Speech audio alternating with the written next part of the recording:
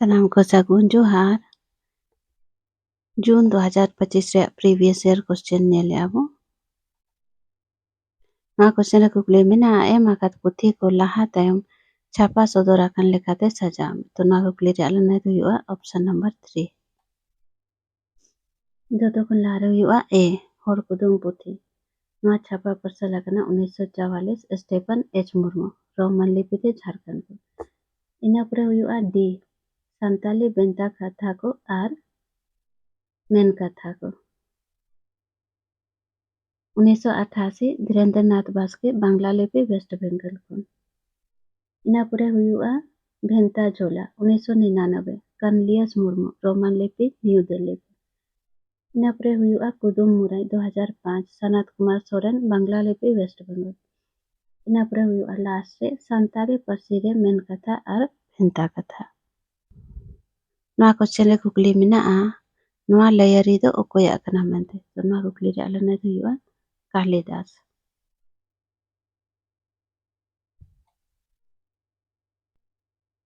नवा क्वेश्चन रे कुकली मेनाआ भाषा विज्ञान भाषा की उत्पत्ति उसकी बनावट उसके विकास तथा उसके ह्रास की वैज्ञानिक व्याख्या करता है। नवा लयरी दो ओकोया कना मेनते श्याम सुंदर दास। नवा क्वेश्चन रे कुकली मेनाआ एम आकाद गायम पुथी को तायम लाहा छापा सदर लेखाते सजाम। तो नवा कुकली रे आलना दो हुआ ऑप्शन नंबर 3 उच्चे हुरासी इना परे हुआ माया सुतम इना परे हुआ साजम ढौर इना परे हुआ झारा बुरु घाट रे और लास्ट हुआ टुडुकुड़ा मदारी। नवा क्वेश्चन रे कुकली मेनाआ तितरे प्रथम दो ओका सेरमा खन उच्छन एहब लेना। तो नवा कुकली रे आलना दो हुआ 1976 खन महादेव हांसदा कायरा पुरुलिया वेस्ट बेंगल बांग्ला लिपिते मासिक पत्रिका। नवा क्वेश्चन रे कुकली मेनाआ शून्य पुराण दो ओकोया सिरजोन कना। नवा कुकली रे आलना दो हुआ रमाई पंडित। नवा क्वेश्चन रे कुकली मेनाआ सांताल को दो छाता पूरब ओका दिसोम रे को ᱧᱟᱢ ᱞᱮᱫ ᱛᱟᱦᱮᱸᱫ सिकार दिसोम। उडम नायके दो चेद ए बुंगाया blue मायाम। Ethnology is interested primarily in the past history of people without written records and is therefore closely allied with archaeology। नवा लयरी दो ओकोया कना लूसी मेयर। ओकाकिन बार चांदोकिया पाथा मिद सेरमा खन उच्छन एहब लेना। नवा कुकली रे आलना दो हुआ DRE। जुग सिरजोल 1971 नाथनियल मुर्मू रोमान लिपि मासिक पत्रिका। समाजबानी 1971 दिलीप सोरेन वर्धमान वेस्ट बेंगल खन बांग्ला लिपि रे। देवन तिंगुन 1970 दक्षिण चंद्र मुर्मू बांग्ला लिपि झाड़ग्राम खन। झरना 1970 श्रावण कुमार टुडू बांग्ला लिपि वेस्ट बेंगल खन त्रैमासिक पत्रिका। सार साजले 1966 नाथनियल मुर्मू रोमान लिपि मासिक पत्रिका। ओकोय किन बारिया अनोलिया किना जनाम सेरमा मिद गया। कुकली रे आलना दो हुआ option number 2 BRC Narayan Soren 28 अक्टूबर 1922 स्टेफन हिकी मुर्मू 1922 छोटरा हेम्बम 20 अक्टूबर 1920 चुनकुराम टुडू 20 जुलाई 1923 बढ़ा बेसरा 1 फरवरी 1924। ओकोय किन बार अनोलिया बाग जनाम अतु सोही मेनाका। कुकली रे आलना दो हुआ ऑप्शन नंबर 3 CRD सोलेमान मुर्मू जामागुड़ी मंगल चंद्र सोरेन ढुआ पहाड़ी माझी रामदास टुडू कारवा काटा पूर्वी सिंहभूम आदित्य में संताली पिंडरा हाट गोड्डा संताल परगना नाथनियल मुर्मू नारायणपुर वेस्ट बेंगल। ओकोय किन बारिया बारू बेडा गामाम रेन पात्र कना किन। नवा कुकली रे आलना दो हुआ ऑप्शन नंबर 3 CRD बसी और फाते। लील हिकिम बास्के होते ते तुम लाग सरेन दो उका लेखाना सरेन कना दोंग सरेन 1994 बांग्ला लिपि।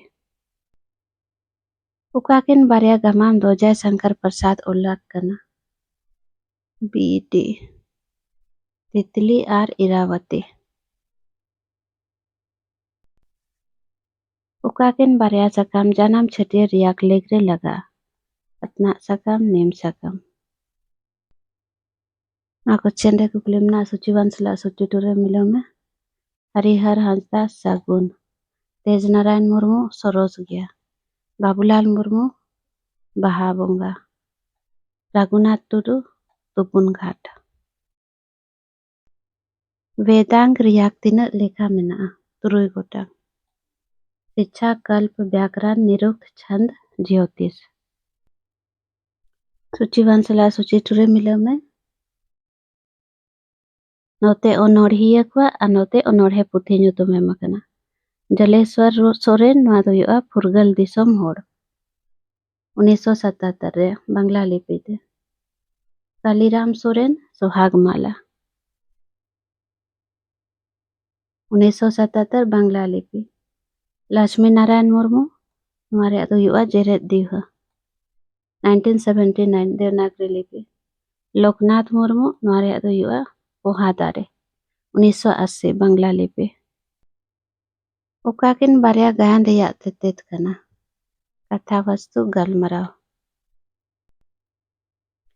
माकात ओनोलिया को जनाम सेरमा लाहा तायम लेकाते सजाम तो नोआ कुकली रे आला नाय दो हुआ ऑप्शन नंबर 1 पोहा दारे दो ओकोय ओला कोनोढ़े पुथी कना लोकनाथ मुर्मू 1980 बांग्ला लिपि उकाकिन बारया पुरब दो मुंडा आदिवासी कुआ कना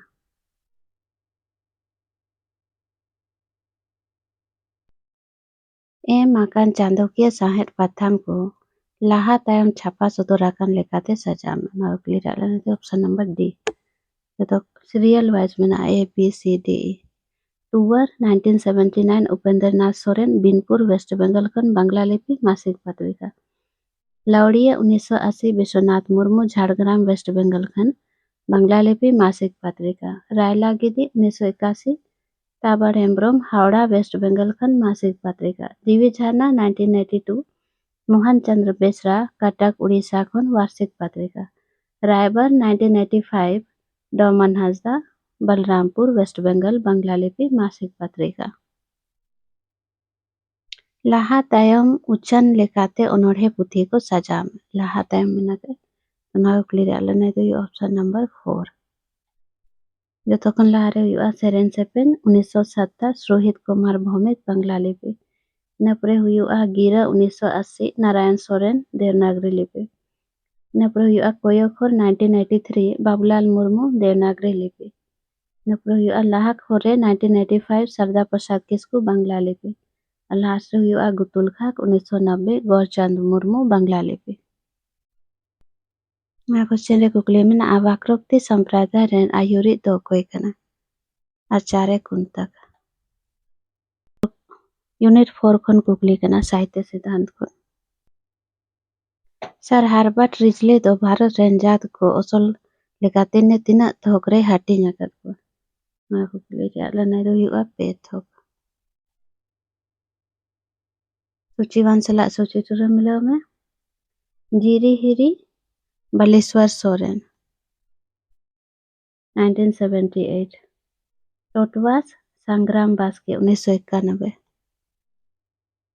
बांग्ला लिपि वेस्ट बंगाल खन त्रैमासिक पत्रिका जिरिहिरी नोआ दो बांग्ला लिपि वेस्ट बंगाल मासिक पत्रिका जाहेरगार दिगंबर हांसदा 1991 जमशेदपुर खन त्रैमासिक पत्रिका बागजुलू नोआ रे दो हुआ शिबू सोरेन 2009 अर्धवार्षिक पत्रिका बांग्ला लिपि वेस्ट बंगाल खन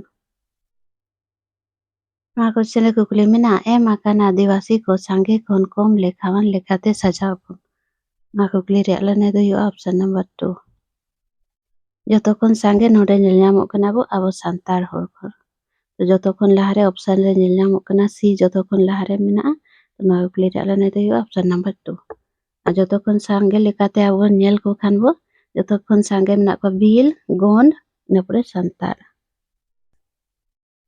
ᱚᱠᱟᱠᱤᱱ ᱵᱟᱨᱭᱟ ᱥᱟᱸᱦᱮᱫ ᱨᱮᱭᱟᱜ ᱞᱟᱹᱠᱛᱤ ᱠᱟᱱᱟ?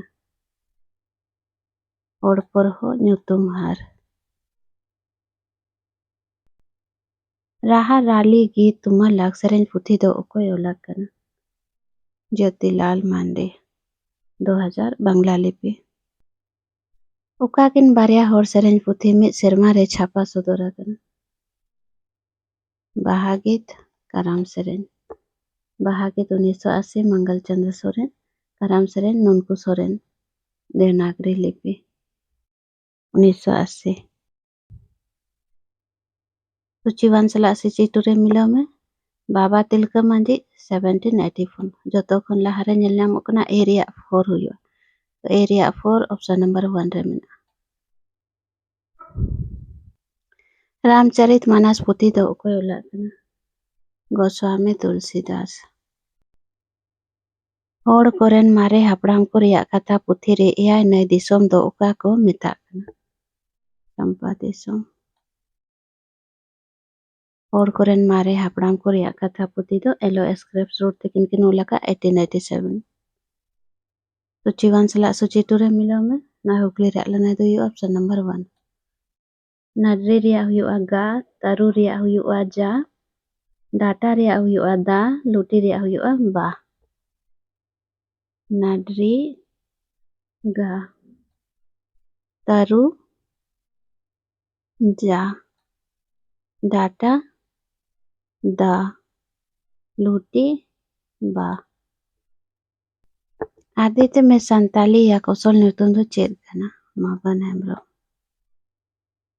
ᱮᱢ ᱟᱠᱟᱫ ᱯᱩᱛᱷᱤ ᱠᱚ ᱛᱟᱭᱚᱢ ᱞᱟᱦᱟ ᱩᱪᱷᱟᱹᱱ ᱟᱠᱟᱱ ᱞᱮᱠᱟᱛᱮ ᱚᱱᱚᱞ ᱯᱩᱛᱷᱤ ᱠᱚ ᱥᱟᱡᱟᱣ ᱢᱮ ᱱᱟᱜᱽᱞᱤ ᱨᱮᱭᱟᱜ ᱞᱟᱹᱱᱟᱹᱭ ᱫᱚ ᱦᱩᱭᱩᱜᱼᱟ ᱚᱯᱥᱚᱱ ᱱᱟᱢᱵᱟᱨ 1 ᱡᱚᱛᱚ ᱠᱷᱚᱱ ᱞᱟᱦᱟᱨᱮ ᱦᱩᱭᱩᱜᱼᱟ ऑप्शन नंबर सी हॉरर आनी ओनल गांथार 2002 धीरेन्द्रनाथ बास्के बांग्ला लिपि जुडासी ओनलमाला 1994 सरदार प्रसाद किसको सावर साहेद ओनल 1988 रामचंद्र मुर्मू नपरे हुआ तिरियो बातौली 1987 चुंडा सोरेन देवनागरी लिपि लास्ट हुआ संताली ओनल 1977 बाबूलाल मुर्मू आदिवासी एम आकात ओनलिया को जन्म सेरमा लाहा तायम लेकाते सजाव में आगली रालना दो ऑप्शन नंबर 4 लाहा तायम लेकाते सजाव में मिनाकाय तो जोतो कुन लारे हुआ गिरीश चंद्र घोष 28 फरवरी 1844 नपरे हुआ करुणानिधि बंदोपाध्याय 19 नवंबर 1877 नपरे हुआ राजशेखर बासु 16 मार्च 1880 नपरे हुआ प्रबोध कुमार सन्यास 7 जुलाई 1905 लास्ट रे हुआ मानिक बंदोपाध्याय 19 मई 1908 मा क्वेश्चन रे कुकली मेना इन दो अवसर हो बन नामेदा आर हन हो बन जारवा होत दाड़े या कोते उनको छाड़ाव को रिया बन बंदोबस्त दाड़ियादा मेनखान आबेन भरोसा आबेन कना दारोगा दो बेताबे होड़ होपन तोल काते आबो दिसोम तालाते भागलपुर जेहेल ते बाय इदी दाड़िया कुआ नुआ कथा दो सिधु आर कान्हू लगित अकोय मेना कदा श्याम परगना यो बोंडेगा ए चैप्टर ऑफ संताल फोकलोर पुथी दो तिनक सेरमारे पासा लेना 1924 मार्शल प्रथम दो ओका सेरमा खन उछन एहब लेना 1941 सिहरी मुर्मू उर्फ चंपई मुर्मू खेरवाल लिटरेरी सोसाइटी राजदोहा पूर्वी सिंहभूम झारखंड बांग्ला लिपि मासिक पत्रिका ओकाकिन बारिया राहा आड़ांग आलांग डोगते उचरबो कना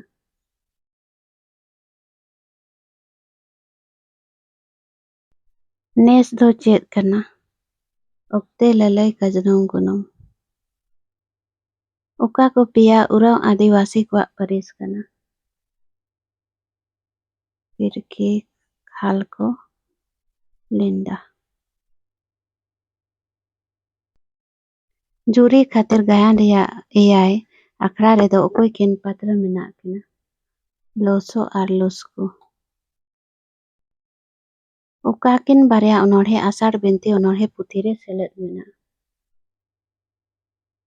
दुलर प्रसाद शांति सोहाय आषाढ़ बिनती अनोढ़े पुथी दो 1977 रे उछना कना नारायण सोरेन तोरे सुतन तिकिन किन ओलाका 57 गोटांग अनोढ़े मेना ᱚᱠᱟᱠᱤᱱ ᱵᱟᱨᱭᱟ ᱚᱱᱚᱬᱦᱮ ᱫᱚ ᱜᱳᱨᱟᱪᱟᱸᱫᱽ ᱴᱩᱰᱩ ᱚᱞᱟᱜ ᱠᱟᱱᱟ? ᱪᱟᱸᱫᱽᱢᱟᱞᱟ 1957 54 ᱜᱚᱴᱟᱝ ᱚᱱᱚᱬᱦᱮ, ᱤᱱᱟᱹ ᱯᱚᱨᱮ ᱵᱟᱠᱷᱨᱟ 1969, ᱜᱚᱥᱚ ᱵᱟᱦᱟ 1978 38 ᱜᱚᱴᱟᱝ ᱚᱱᱚᱬᱦᱮ ᱟᱫᱤᱛᱛᱚ ᱢᱤᱥᱨ ᱥᱟᱱᱛᱟᱞᱤ, ᱵᱩᱨᱠᱟᱹ ᱤᱯᱤᱞ 1953 ᱥᱟᱨᱫᱟ ᱯᱨᱚᱥᱟᱫᱽ ᱠᱤᱥᱠᱩ 40 ᱜᱚᱴᱟᱝ ᱚᱱᱚᱬᱦᱮ᱾ ᱥᱟᱞᱠᱷᱩ ᱢᱩᱨᱢᱩ ᱦᱚᱛᱮᱛᱮ ᱥᱟᱯᱲᱟᱣᱟᱜ ᱯᱟᱛᱷᱟᱢ ᱨᱮᱭᱟᱜ ᱧᱩᱛᱩᱢ ᱫᱚ ᱪᱮᱫ ᱠᱟᱱᱟ? ᱥᱟᱶᱛᱟ ᱥᱟᱠᱣᱟ, ᱛᱤᱨᱞᱟᱹ ᱫᱚ ᱰᱤ ᱦᱮᱢᱵᱨᱚᱢ, ᱨᱳᱢᱟᱱ ᱞᱤᱯᱤ, ᱱᱤᱭᱩ ᱫᱤᱞᱞᱤ ᱠᱷᱚᱱ, ᱢᱟᱥᱤᱠ ᱯᱚᱛᱨᱤᱠᱟ 1995, ᱜᱤᱨᱟᱹ ᱩᱢᱮশ ᱪᱚᱸᱫᱽᱨᱚ ᱢᱟᱹᱡᱷᱤ, ᱯᱩᱨᱩᱞᱤᱭᱟᱹ, ᱳᱭᱮᱥᱴ ᱵᱮᱝᱜᱚᱞ, ᱵᱟᱝᱞᱟ ᱞᱤᱯि 1995, আড়াং রমেশ মাঝি 1996, কাদমা জামশেদপুর খন। ডোমান সাহু ওলাগ মহাত্মা গান্ধী ওকা সেরমা ছাপা সদর আকানা? 1951। এম আকাত পাথাম को लाहा तायम छापा एहब आकान लेकाते सजाव में। ᱱᱚᱣᱟ ᱠᱩᱠᱞᱤ ᱨᱮᱭᱟᱜ ᱞᱟᱹᱱᱟᱹᱭ ᱫᱚ ᱦᱩᱭᱩᱜᱼᱟ ᱚᱯᱥᱚᱱ ᱱᱟᱢᱵᱟᱨ 2। ᱚᱯᱥᱚᱱ ᱱᱟᱢᱵᱟᱨ 2 ᱦᱩᱭᱩᱜᱼᱟ। ᱡᱚᱛᱚ ᱠᱷᱚᱱ ᱞᱟᱦᱟ ᱨᱮ ᱦᱩᱭᱩᱜᱼᱟ ᱢᱩᱞᱩᱠ 1949, ᱱᱟᱨᱟᱭᱚᱱ ᱥᱚᱨᱮᱱ ᱛᱚᱲᱮ ᱥᱩᱛᱟᱹᱢ, ᱥᱟᱱᱛᱟᱞ ᱯᱟᱨᱜᱟᱱᱟ ᱫᱮᱵᱽᱱᱟᱜᱚᱨᱤ ᱞᱤᱯᱤ। ᱤᱱᱟᱹ ᱯᱚᱨᱮ ᱦᱩᱭᱩᱜᱼᱟ ᱟᱦᱞᱟ 1956, ᱯᱨᱚফᱮᱥᱚᱨ ᱫᱤᱜᱚᱢᱵᱚᱨ ᱦᱟᱸᱥᱫᱟ, मासिक पत्रिका देवनागरी लिपि करांडी जमशेदपुर को। इना परे हुआ खेरवाल आड़ांग 1957, बहातोर सोरेन एवं सरदार प्रसाद किस्कू। इना परे हुआ झरना 1970, श्रावण कुमार टुडू, बांग्ला लिपि, वेस्ट बंगाल, त्रैमासिक पत्रिका। लास्ट रे हुआ समाजवाणी 1971, दिलीप सोरेन, बांग्ला लिपि, वेस्ट बंगाल खन, मासिक पत्रिका। नवा क्वेश्चन रे कुकली मेना 13 जनवरी 1784 साल रियाक लड़ाई रे तिलका मुर्मू रेन तिनक बोया को मायम गोहालेन? पुनिया। सांताल को सांगार जायगा को लाहा तायम सजाव में। लाहा तायम मेना के नवा कुकली रे लनाय दो हुआ ऑप्शन नंबर 4। ससांग बेड़ा, जरपी दिसोम, तीन दिसोम, कोंडे दिसोम और लास्ट रे चंपा दिसोम। अंतो बाहा माला अनोढ़े पुथी रेन अनोढ़िया दो ओकोय कने?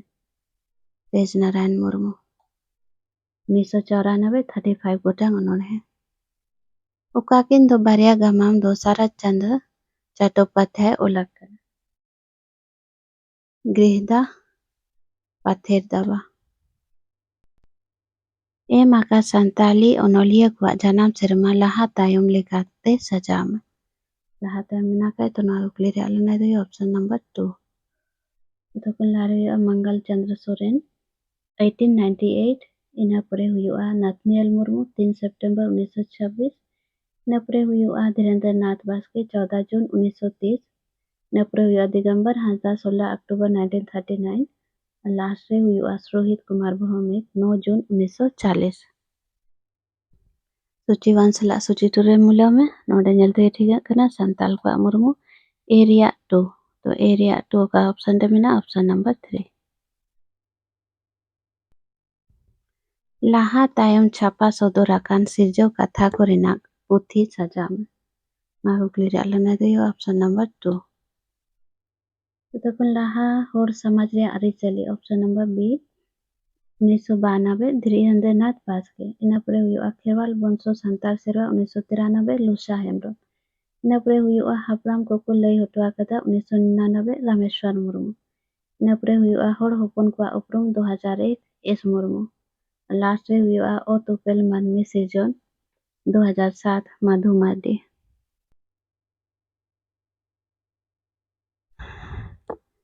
नवा क्वेश्चन रे कुकली मेना नवा रे दो ओका आभरान मेना मेनते। नवा कुकली रे लनाय दो हुआ उपमा आभरान। नवा को जतोइन पढ़ाव कर पे चिका लेकाते उपमा आभरान ठिका मेनते। नोडे ñelte के ठीक कना उपमा आभरान दो ठिकाया को सुंदर सादृश्य के कारण। तो नोडे ñel ñamok कना सुंदर सादृश्य मनोरम स्थिति ñel ñamok कना तो नवा रे दो हुआ उपमा आभरान। नवा क्वेश्चन रे कुकली मेना ओकाकिन बारया पाथा मिद सेरमा खन छापा सदर एहब आकना? सिली और दारकार। सिली 1981, कलेंद्रनाथ मांडी, बांग्ला लिपि, वेस्ट बंगाल, मासिक पत्रिका। दारकार 1981, डॉक्टर फणींद्रनाथ हांसदा, मासिक पत्रिका बांग्लालिपि वेस्ट बंगाल। मोलोक इपिल 1980, देसी मुर्मू, बांग्लालिपि वेस्ट बंगाल मासिक पत्रिका। लांगतिथि 1977, सी कुमार रापाज, त्रैमासिक पत्रिका देवनागरी लिपि। बीर सेंगल 1976, श्री याहान किस्कू, त्रैमासिक पत्रिका गोड्डा संताल परगना देवनागरी लिपि। साहेद बिश्नोई पंडित को लाहा तायम बिदल रकम लाहा तायम नापे तो नोआ कुकली ᱨᱮᱭᱟᱜ ᱞᱟᱹᱱᱟᱹᱭ ᱫᱚ ᱦᱩᱭᱩᱜᱼᱟ ऑप्शन नंबर 2 यूनिट 4 खन क्वेश्चन कना साहित्य सिद्धांत खन दिन बांधु मेते दो ओकाटा गायन पुथी ओल अकदा नील दर्पण दिसम गोडेत चांदोकिया पथाम रेन सासा परावित दो ओकोय कना विलियम हांसदा डोमन साहुवाक ए मगर पुथी को लाहा तायम उछन अकान लेकाते सजाम ऑप्शन नंबर 2 ततोखन लाहा महात्मा गांधी 1951 इना पोरे पोनगोंडा इना पोरे सेताक 1988 कविता कना इना पोरे माताल 1989 कहानी पुथी और लास्ट रे मुथुआ कुकमु 1997 आ क्वेश्चन रे कुकली में सूचीवान सब्जेक्ट रे मिलो में सुधीर कुमार मित्र 1939 जन्म सेरमा कना स्वापन कुमार प्रामाणिक 1967 रोहित कुमार भौमिक 1940 हृदय नारायण मंडल 1926 कोक दो ओका नांग प्रत्यय कना नंबर डी अपनार ते अरिबंदी रेन ओनोलिया दो ओकोय कना जेकब सोरेन 1982 रोमन लिपि इडी गुंदली नवय दो ओका चांदो को बुंगा भादुर चांदो ओका को संताली अड़ांग रिया गुण कना ए सी आर डी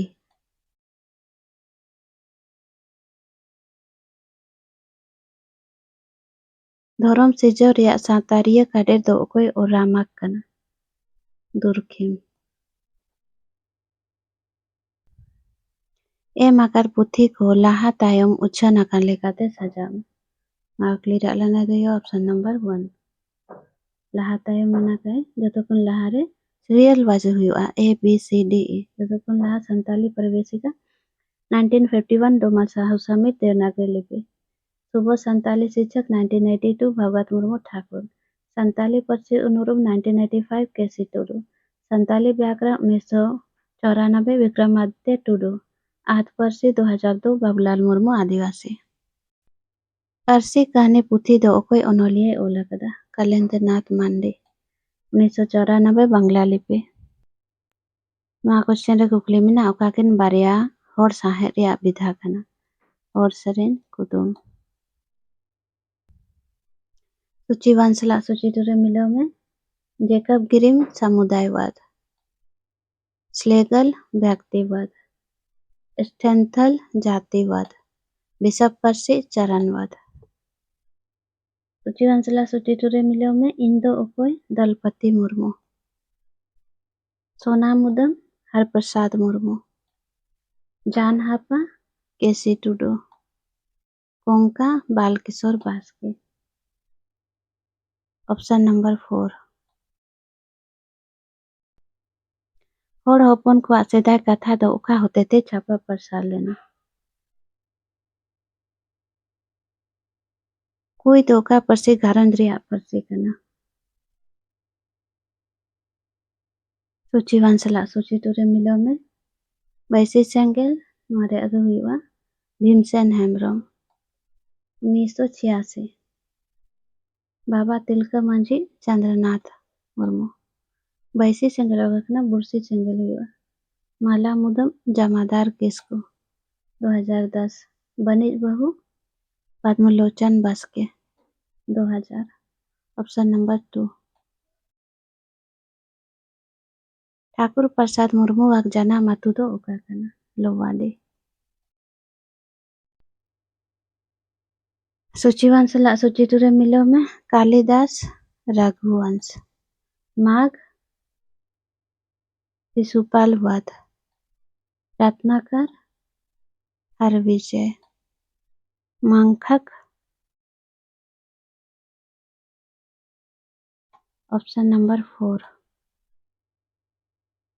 उकाकिन बारिया गामाम पुथी बादल हेम्ब्रम उलाग कना। सोभा कुकमु जीवी जियर झरना। सोभा कुकमु 1990 बांग्ला लिपि। जीवी जियर झरना 1992 बांग्ला लिपि।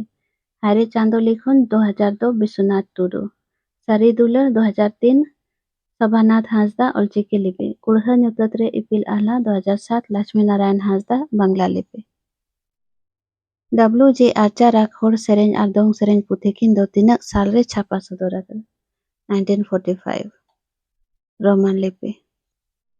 बारू बेडा गामाम रे बारू हराम दो ओका पारिस रेन होड़े ताहे कना। मुर्मू पारिस।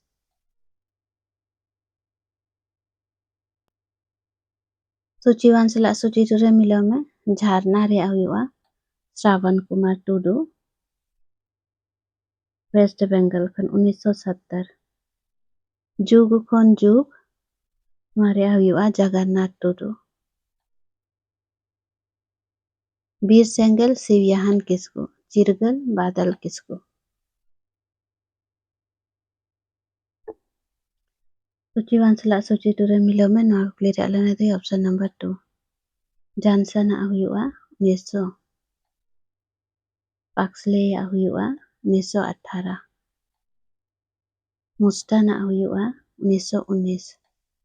पियो बोर्डिंग हुआ 1938। गुर शर्मा माने बोंगा तला मृत्यु देहांत। सूचीवान सला सूची टुरे मिलो में रास काडेर आचार्य भारत मुनि। 1 और 3 ऑप्शन नंबर 1। अलंकार काडेर नोरे अदो हुआ आचार्य भामा। धानी काडेर आचार्य आनंद वर्धन। रीति काडेर आचार्य वामन। ना क्वेश्चन रे कुकली मिना सूचीवान सला सूची टुरे मिलो ना कुकली रे अलना दो हुआ ऑप्शन नंबर 3। ना क्वेश्चन रे कुकली मिना तद्दसो शब्दार्थो सगुना वलंकृत पुना कापी नोआ लयरी तो हुआ कना आचार्य मोहम्मद। ना क्वेश्चन रे कुकली मिना ओकाकिन बारिया सबब जाहिर एरावा कना।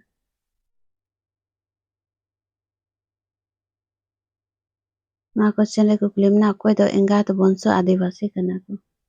गारो मेघालय राज्य रेन कना को। गारो पर्वत सुरे मेना को नुकु दो। रविवार हिलो एग्जाम मेना सनाम को all the best they all पे।